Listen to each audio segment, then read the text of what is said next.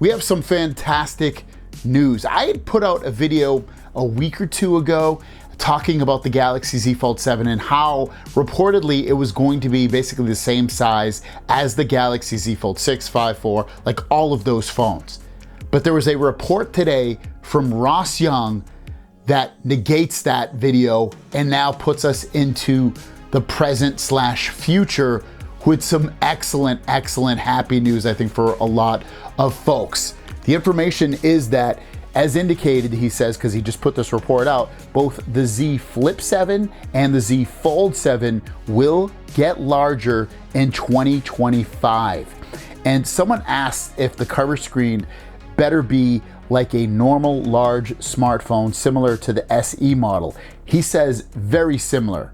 And we don't know exactly how many inches, that cover display and the inside display will be. All right, so I got some information in between recording and editing this video, and it's from this Mr. Ross Young saying that the Fold 7 should have the same display sizes as the Fold 6 SE, which is a special edition. So Fold 6 SE will basically become the Fold 7, which is what I thought initially way back, and that the Flip 7 should grow from 6.7 to 6.85 inches, and the cover display should be around 4 inches, which, if I'm not mistaken, is a nice big gain. This is huge news.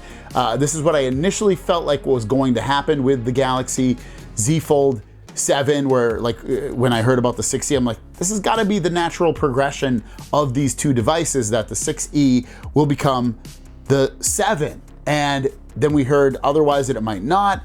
But this is where we go into the rumors are a little bit early for this phone, especially if the phone's not supposed to be out until August, July or August. And we have, again, this information that comes out, which is what we thought, and then it contradicts, and then we're back to where we started again. And it's kind of this roller coaster ride at this point. But I gotta be honest, I love it when it's like this. It's exciting. I like it's like a good story. You get a little bit of heartbreak with some excitement built into it. But as of right now, Z Fold 7, 6.5 inch display and 8-inch inside display on the Z Fold 7, same as the special edition of the Galaxy Z Fold 6 special edition. Will it have S Pen support? That would be a question that would remain for me. If it doesn't, I'm not worried about it. I don't think it'll go internally into it. It's also gonna be thinner, you gotta expect, because the phone is bigger and they can thin the thing out and probably make it lighter as well.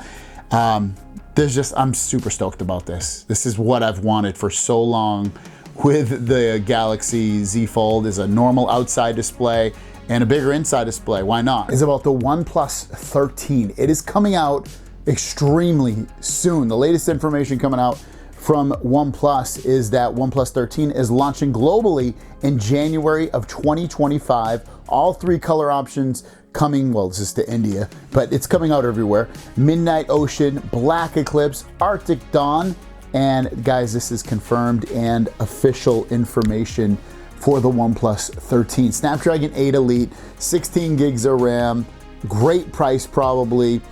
It's gonna be a phone to look at, especially if you're looking at candy bar phones. Hopefully I'll be able to get my hands on this one and give you guys a bunch of videos. This next story is something I am really looking forward to. It's a new product category for Samsung, and it's their smart glasses. And we're gonna see these very soon, just like January soon. So latest info, latest leak coming out about this is that Samsung's going to unveil AR prototype glasses at Unpacked, and that this is going to be, again, in January. So we're going to find out about this very soon. And unlike Apple's previously mixed reality headset, the Vision Pro, this device is expected to have the shape of regular glasses or sunglasses and weigh around 50 grams.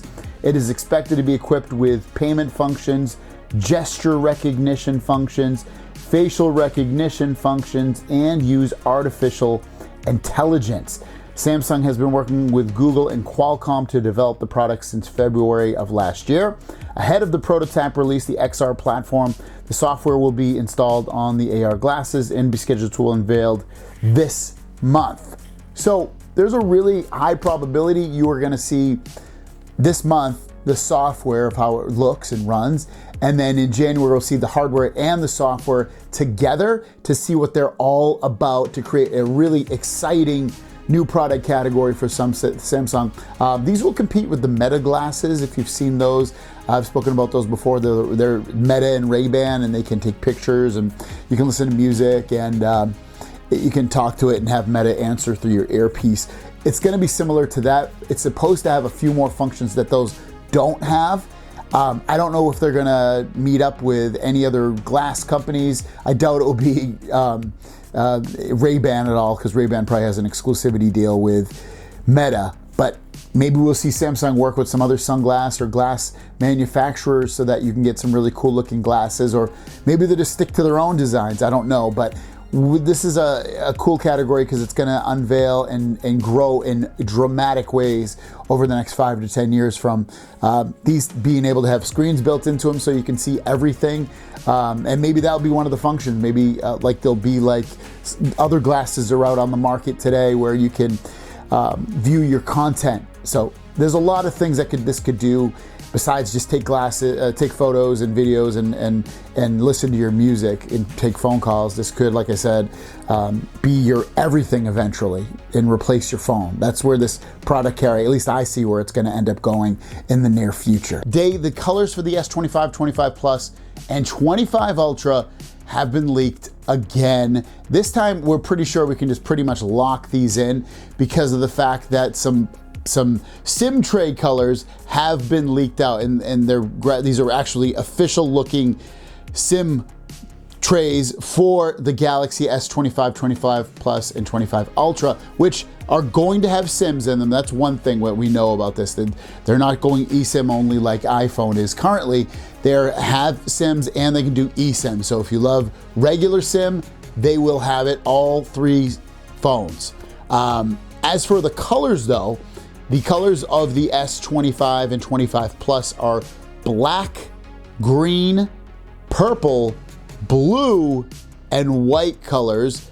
And obviously, depending upon what I would want at the time, I'd either go, and these colors are fun. I don't know why they don't add these to the Ultra. Ultra a little bit more safe. Purple, blue sounds cool. Actually, all the colors sound pretty cool. Obviously, white and black are just classic colors, go with basically everything.